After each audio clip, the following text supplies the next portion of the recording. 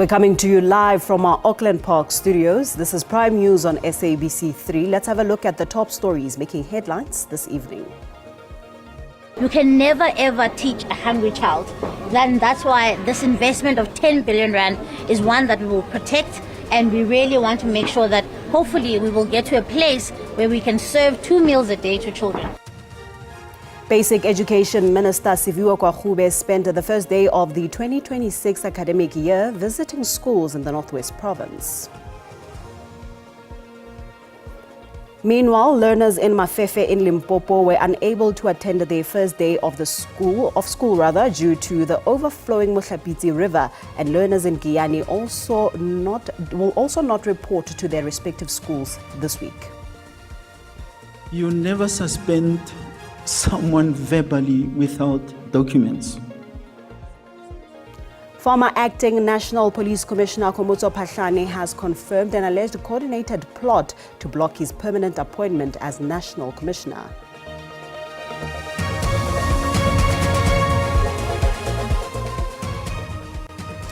It's a touch just after 8 o'clock. A very good evening to you and welcome to Prime News on 3. My name is Paulette Nell. Great to be in your company this evening as we bring you up to speed with the latest happening in and around your world. With that said, let's get right into it.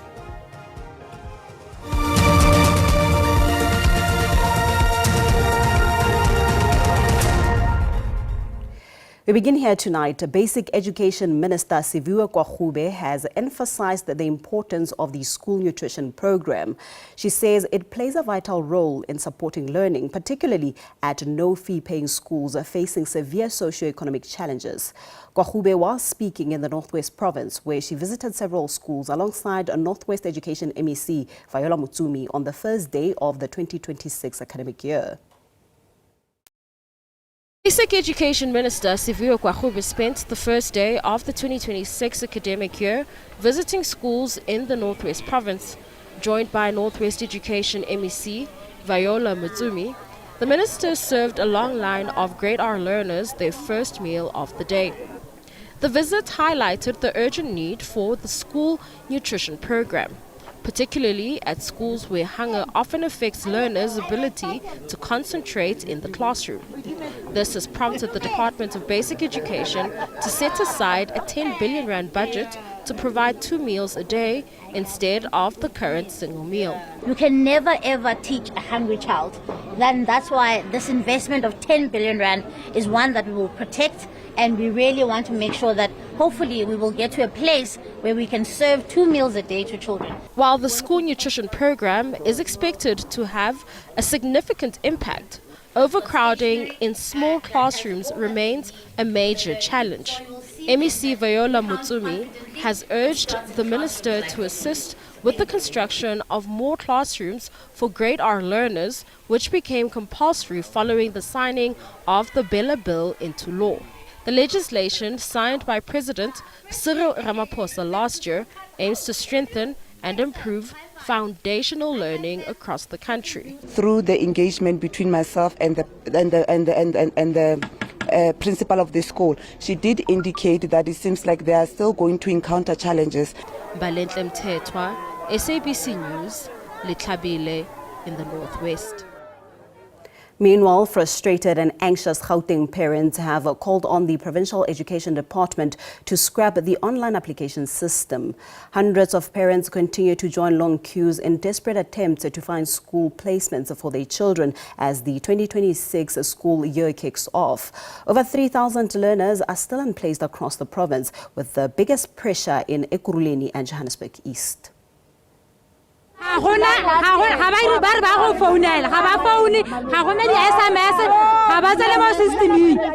Frustrations continue to mount as parents demand answers from the Provincial Education Department. Despite the 2026 academic year having started, about 3,000 learners remain unplaced in Gauteng schools. Parents say the online application system is still a stumbling block in their children's education journey. Who created this system? Because this system, it seems like it's racial or segregation, because we had no white man or white woman at the queue on Monday. There's only one laptop working, the whole department. So their online system, they need to improve it in a way that if you have any queries, if you have anything that you want to address, they must give you that option. The department insists the application system is effective, but says the high demand for preferred schools makes it challenging. There's nothing wrong with the system. The only challenge we have is capacity. We cannot accommodate all parents that would have applied, to different schools. Operation Tutula members headed to the department's head office in Johannesburg to seek answers. The group says it will now use legal avenues to push for urgent action. We are here to actually oversee that South African children get these spaces, because we know right now who's being prioritized. The department says it hopes to finalize grade 1 placements by the end of the week. Calvin Ludla, SABC News, Johannesburg. And in Free State, the Mangaung Metro Education says it has placed more than 1,000 learners in schools since the beginning of the week. The learners include those who had not applied for placement, as well as pupils arriving from outside the Mangaung area. The most pressure is in grade 1 and in grade 8. The biggest challenge, parents have got preferential schools. They prefer certain schools. They refuse to admit and then to go to schools where there is space. They want specific schools, even though it is full. I want to make a special plea to the parents to say, because it is this time of the year, we don't want these learners to be, losing more time of teaching and learning. They should accept the spaces that are given to them. Learners at Khamampa village in Mafefe outside Livestock in Limpopo were unable to attend their first day of school due to the overflowing Mohlapitsi River. The area has been experiencing heavy rains since the start of the week, cutting off access to the village. With no alternative route, the learners had no choice but to stay home.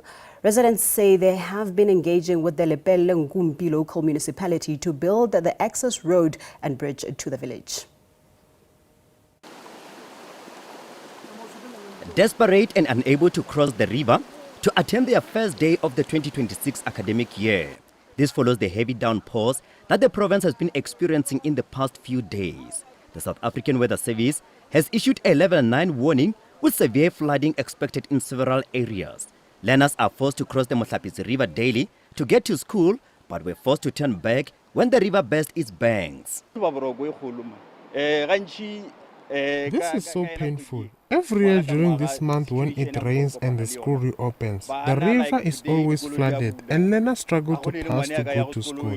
And today, they didn't go to school. Parents and community members have expressed concerns about the flooding. They say the government has been promising for years to build a proper road, but nothing has been done. The academic year will fall short and fall behind because there's no way that they're going to attend, since the teachers are also at this side, so there's no way that they can attend. Our children are suffering and our government is doing nothing about this issue. The Lepelle local municipality says it's working on temporary relief measures while it's waiting for a road and a bridge to be constructed over the Mohlapitsi River. We are very much aware of the engagement of the bridge, which it has been a problem for some time. We have got a discussion with the Department of Public Works, since the road belongs to Public Works, in terms of developing constructing that particular road, not only the bridge, the Orio Barakwana roads, which link Lepelle and Greater Tzareni municipality.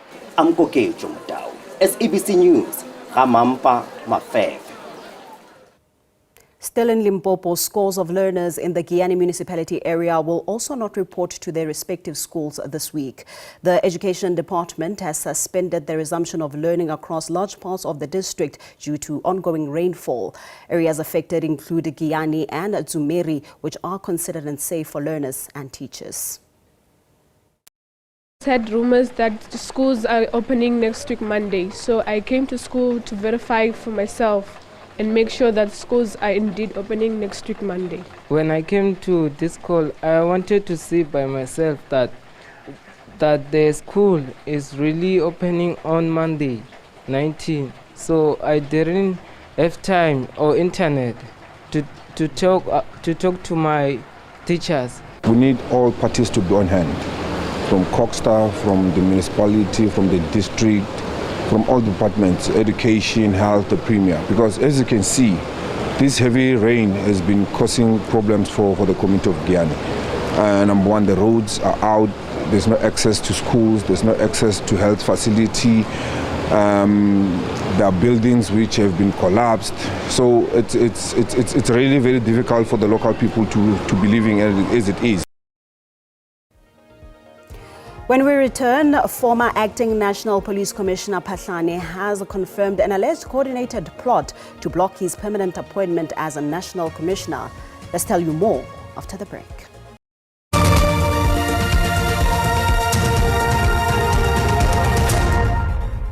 Welcome back. Some holiday makers in the Kruger National Park area may have their travel plans unpended.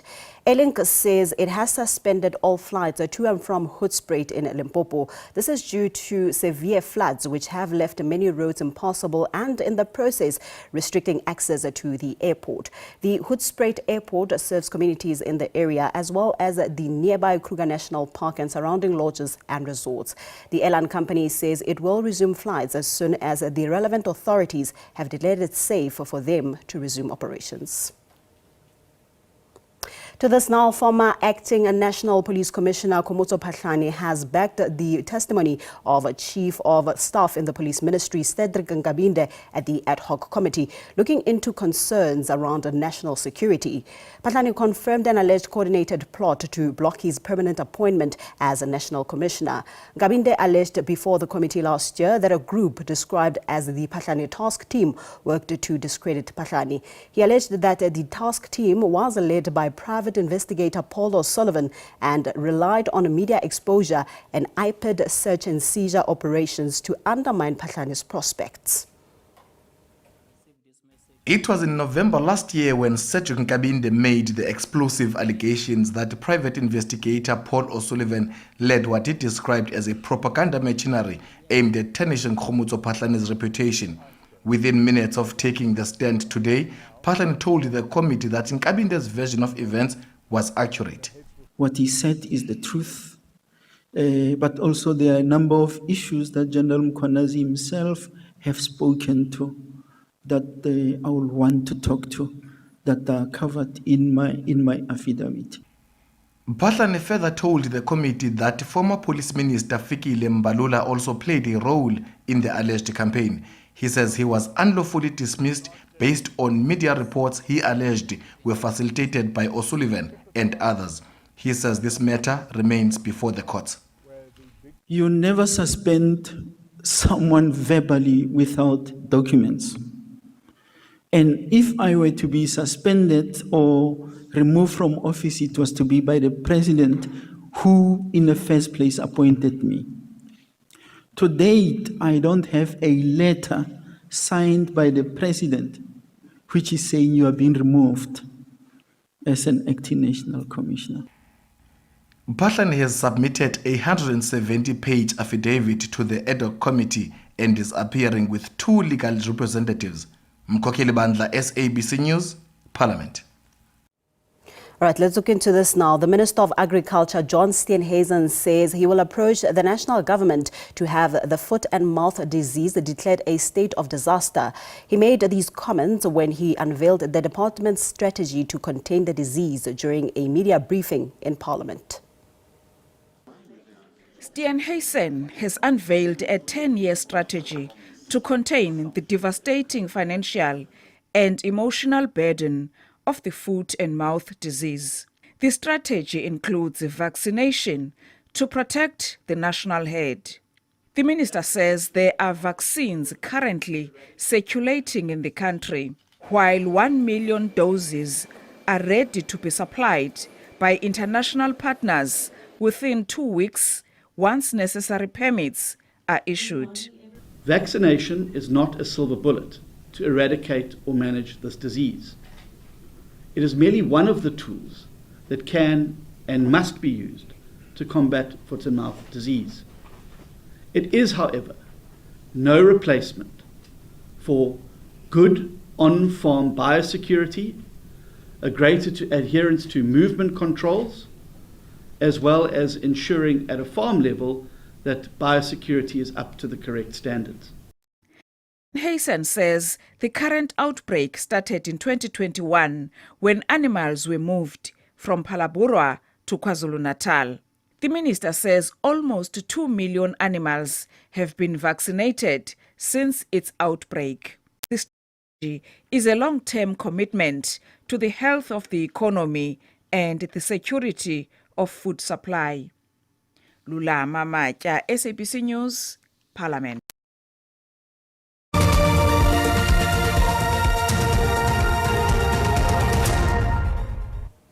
Thank you for staying with us. To this now, South African exporters have expressed optimism after the U.S. House of Representatives approved an extension of the African Growth and Opportunity Act. The draft legislation, which would extend AGOA until December 2028, still needs Senate and presidential approval. The agreement officially expired at the end of September last year, with the approved bill proposing the reauthorization of duty-free access to the U.S. market for all previous beneficiaries, including South Africa. Exporters Western Cape chairperson Terry Gale says while many exporters had been seeking new markets to avoid the impact of tariffs, the U.S. market remains an important one. And the most accessible market from South Africa, from Western Cape in particular. The other markets we're looking at, obviously, we have the UAE. We still have our traditional markets of the UK, which is always going to be, which is good for us. We have the European, because we have the European, the EU, the EPA there. There's economic agreements with those, but they're not as exciting. And also we have a lot of delays in transit there. We had a lot of port delays, in particular with the weather that they've had in Europe as well. You have sometimes have congestion in London Gateway.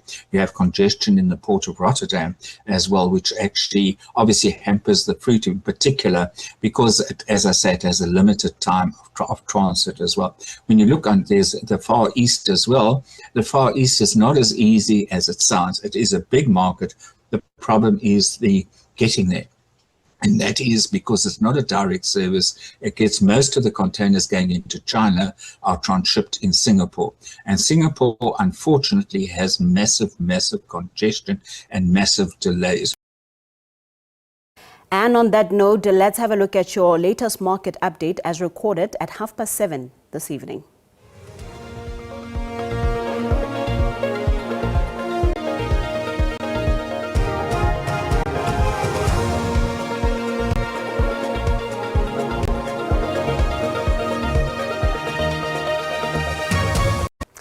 Well, with that, time now for the latest weather forecast update. Let's hand over to the weather desk for the details.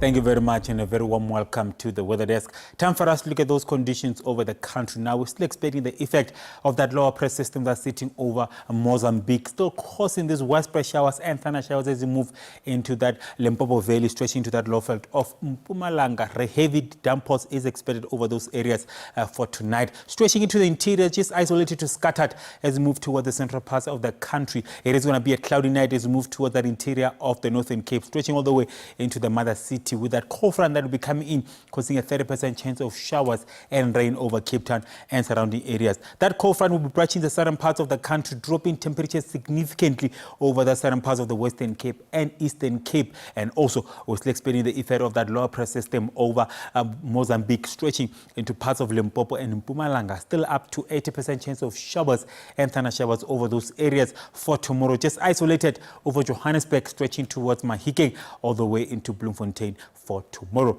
Now looking at our warnings for tonight.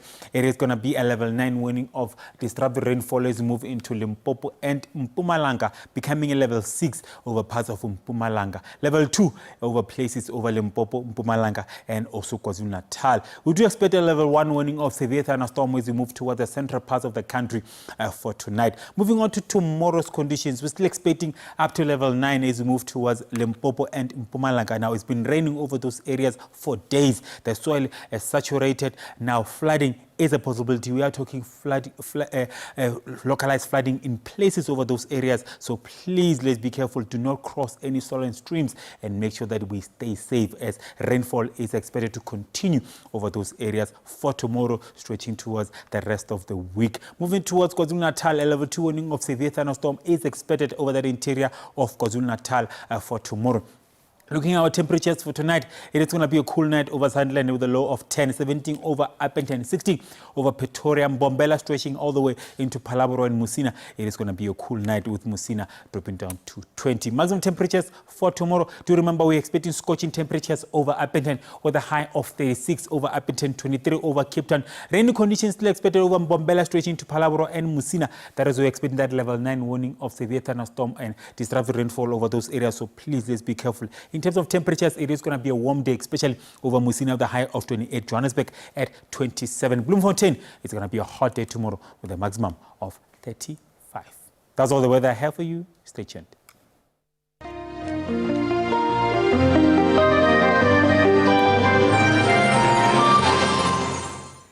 That concludes our time together this evening. Much gratitude for joining us. Until next time, it's good night. God bless. Pula.